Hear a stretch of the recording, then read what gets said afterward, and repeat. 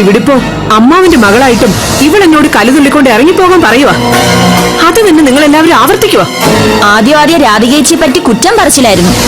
രാധികേച്ചി വന്ന ശേഷം സുധിയേട്ടൻ അകന്നു പോയി എന്ന് വരെ പറഞ്ഞിട്ടുണ്ട്. എന്നിട്ടിപ്പോ അവരെ ന്യായീകരിക്കുക. അതെടി, അവര് നിന്നെ പോലെ സ്വാർത്ഥത തലയ്ക്ക് പിടിച്ച പെണ്ണായിരുന്നില്ല. അവരും അവരുടെ ബന്ധുക്കളും ഈ രീതിയിൽ എന്നോട് സംസാരിച്ചിട്ടുണ്ടായിരുന്നില്ല. അതെ, രാധിക ഇവിടെ ഉള്ളപ്പോ വീട് ഭാഗം വെക്കുന്ന വിഷയമൊന്നും ചർച്ചയിൽ വന്നിട്ടില്ല. വന്നെങ്കിൽ കാണായിരുന്നു അവളുടെ തനി സ്വരൂപം.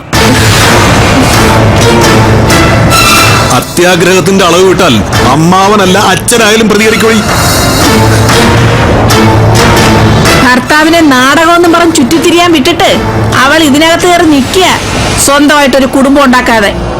ആ, എന്റെ രാജേട്ടൻ തല്ലിപ്പൊളിയാ. അത് പരസ്യമായിട്ട് തന്നെ ഞാൻ അംഗീകരിക്കുകയും ചെയ്യും. എന്നാലേ ഇപ്പൊ അതിനപ്പുറം മോശമായിട്ട് വന്നിരിക്കുക അമ്മായിയുടെ മരുമോൻ.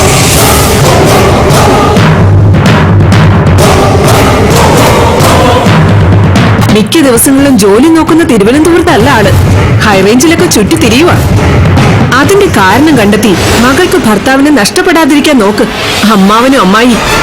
എന്റെ രാജേട്ടൻ കൊള്ളരുതാത്തവനാണെങ്കിൽ അത് ഞാനങ്ങ് സഹിച്ചു.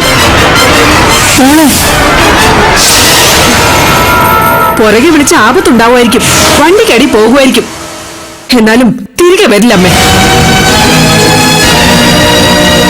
അതെ, ചേച്ചി സങ്കടപ്പെടണ്ട ചേച്ചി.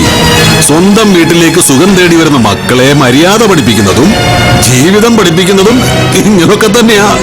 എടി മോളെ, നീ ശ്രദ്ധിക്കേണ്ടത് ഇതൊന്നുമല്ല, അവനെ തന്നെയാ, സുധിയെ. ദേ, അവൾ അവനെ കുറിച്ച് പറഞ്ഞപ്പോ അവക്ക് കൊടുക്കാൻ ഞങ്ങളുടെ പക്കൽ മറുപടി പോലും ഇല്ലായിരുന്നു. നാളെ നാട്ടുകാരും ബന്ധുക്കളും ഒക്കെ അവന്റെ പേര് പറഞ്ഞ് ആക്ഷേപിക്കാതിരിക്കാൻ ശ്രദ്ധിക്കുന്നു. ചേച്ചി ചേച്ചി അവനെ കാര്യങ്ങളൊക്കെ ഒന്ന് പറഞ്ഞ് മനസ്സിലാക്ക്. ചേച്ചി, അവനൊപ്പം പറതയിട്ടൊരു പെണ്ണിനെ കണ്ടവരുണ്ട്. അവൻ താമസിക്കുന്ന വീടിന്റെ ഹൗസ് ഓണർ പോലും. ചെറുപ്പക്കാരുടെ കാര്യമാ, അവരുടെ മനസ്സെപ്പോ എങ്ങനെ തിരിയുമെന്ന് പറയാൻ പറ്റത്തില്ല ചേച്ചി. ഞങ്ങൾക്ക് കാണാനും കാത്തിരിക്കാനും ഇവള് മാത്രമേ ഉള്ളൂ. ഇവളുടെ ജീവിതം താറുമാറായാൽ എന്തെങ്കിലും കഴിച്ച് അങ്ങ് ആത്മഹത്യ ചെയ്യുന്ന ഞങ്ങൾക്ക് നല്ലത്. ഈ വാടി ചന്ദ്രിക.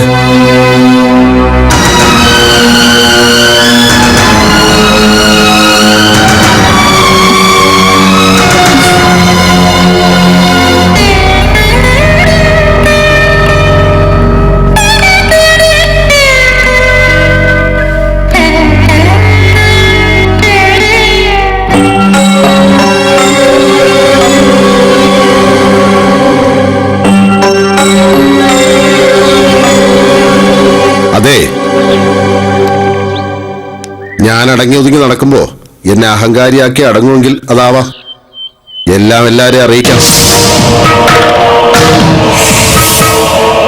ജീവിക്കാൻ അനുവദിക്കുന്നത് എന്റെ ആജ്ഞകൾക്ക് കീഴടങ്ങി ഭാര്യയും ഭർത്താവും എനിക്കൊപ്പം നിൽക്കുമെന്ന വിശ്വാസം കൊണ്ടാ.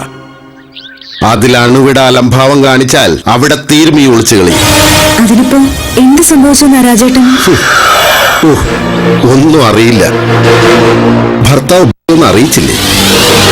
നക്കാപ്പിച്ച സ്ത്രീധനം തന്ന പടിപ്പുര വീട്ടുകാര് രേണു എന്ന ഭാര്യയെ എനിക്കൊപ്പം തള്ളിവിട്ടത്.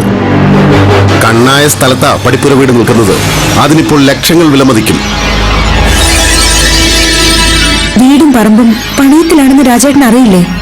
പണമടച്ചാൽ പണയം മാറും. സുധികളിൽ കൃത്യമായിട്ട് ബാങ്കിൽ പണം അടയ്ക്കുന്നുണ്ട്. വീട് സ്വന്തമായാൽ അതിന്റെ നേർപകുതി നേർപ്പെങ്ങളുടെ ഭർത്താവായ എനിക്ക് കിട്ടും. അതിനെന്തെങ്കിലും ബുദ്ധിമുട്ട് ആർക്കെങ്കിലും ഉണ്ടെങ്കിൽ അതങ്ങ് പറഞ്ഞാൽ മതി. അടുത്ത കാൽവെപ്പ് എങ്ങനെ വേണമെന്ന് എനിക്ക് നന്നായിട്ടറിയാം. എന്തിനാ ഞങ്ങൾ ഇങ്ങനെ ശ്വാസം മുട്ടിക്കുന്നത്? രാധിക പടിപ്പുരയിലുണ്ടായിരുന്ന കാലത്ത് എന്നെ ഒരുപാട് ശ്വാസം മുട്ടിച്ചിട്ടുണ്ട് ഭർത്താവ്. കഴിവുകെട്ടവനെന്ന് പറഞ്ഞ് മാറ്റി നിർത്തിയിട്ടുണ്ട്, പന്തിയിൽ കൂട്ടാതിരുന്നിട്ടുണ്ട്. ആ കടമൊക്കെ ബാക്കി നിൽക്കയാ. അവസരം വരുമ്പോ അതൊക്കെ മുതലാക്കണ്ടേ? സുധിയേട്ടൻ രാജേട്ടനെ എന്തേലും പറഞ്ഞിട്ടുണ്ടെങ്കിൽ അത് നന്നാവാൻ വേണ്ടി മാത്രമായിരുന്നു. സ്വഭാവ ദൂഷ്യത്തെ വിമർശിക്കുന്നത് തെറ്റാണെന്ന് ആരും പറയില്ല.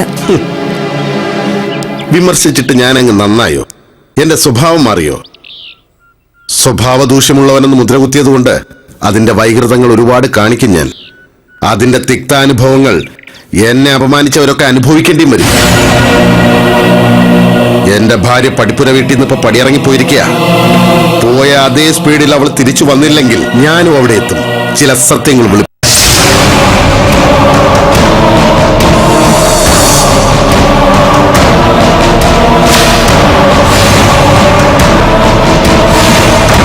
ഞാനിനി സുധികളിനെ വിളിക്കില്ല. വിളിക്കേണ്ടവർ എന്റെ മുന്നറിയിപ്പ് അയാളുടെ കാതിലെത്തിച്ചാൽ ഒരു തകർച്ചയിൽ നിന്ന് രക്ഷപ്പെടാം. അല്ലാത്ത പക്ഷം എല്ലാവരുടെയും മുന്നിൽ നിന്ന് ഉരുകേണ്ടി വരും ഭാര്യയ്ക്കും ഭർത്താവിനും.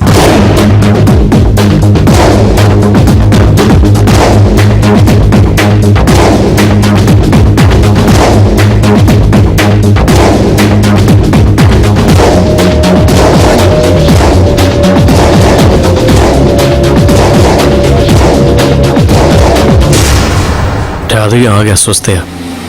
അവന്റെ ആവശ്യങ്ങൾ അംഗീകരിച്ചില്ലെങ്കിൽ അവൻ എല്ലാവരെയും അറിയിക്കുന്നത് തറപ്പിച്ച് പറഞ്ഞു കഴിഞ്ഞു. അതൊരു വെറും ഭീഷണിയായി എടുക്കരുത്. നിന്റെ തകർച്ച ആനന്ദമായി കരുതുന്ന അളിയനാണവൻ. അതുകൊണ്ട് അനുനയിപ്പിച്ചേ മതിയാവൂ. ആരും പെട്ടെന്ന് കടന്നു ചെല്ലാത്തൊരു ലോകത്തേക്ക് രാധിക മാറ്റിയല്ലോ. അതുകൊണ്ട് എന്ത് പ്രയോജനം?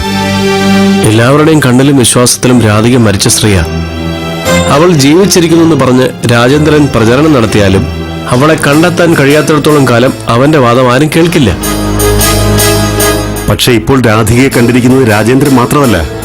ഹൈറേഞ്ചിലുള്ള പലരും രാധികയെ കണ്ടു കഴിഞ്ഞിരിക്കുന്നു, അടുത്തറിഞ്ഞു കഴിഞ്ഞിരിക്കുന്നു. അവരുടെ മൊഴികൾ മറ്റുള്ളവർ വിശ്വസിക്കില്ലേ?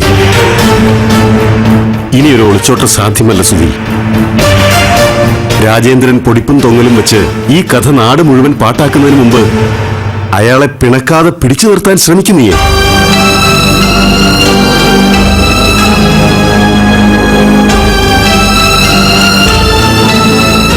എത്രയും പെട്ടെന്ന് നീ നിന്റെ അളിയന്റെ വീട്ടിലേക്ക് പോകണം. എന്നിട്ട് പെങ്ങളെ തിരികെ വിളിച്ചോണ്ട് വന്ന് വീട്ടിൽ നിർത്തണം. രാജേന്ദ്രനെ തണുപ്പിക്കാൻ അതേ ഉള്ളൊരു മാർഗം. അതുകൊണ്ട് രാജേന്ദ്രൻ തണുക്കുമായിരിക്കും. എന്നാൽ തിളച്ചു നടക്കുന്ന എന്റെ രണ്ടാം ഭാര്യ കൂടുതൽ തിളയ്ക്കുമെന്നല്ലാതെ എന്റെ പെങ്ങളെ സ്നേഹത്തോടെ അകത്തേക്ക് ആനയിക്കില്ല.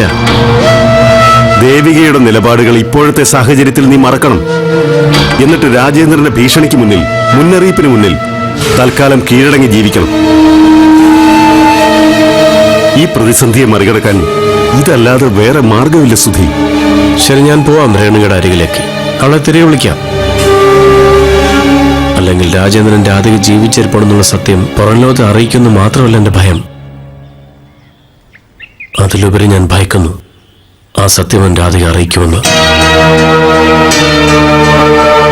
ഞാൻ രണ്ടാമത് ദേവികയെ വിവാഹം കഴിച്ച വിവരം മറ്റെന്തിനേക്കാളും എനിക്കത് താങ്ങാൻ കഴിയില്ല.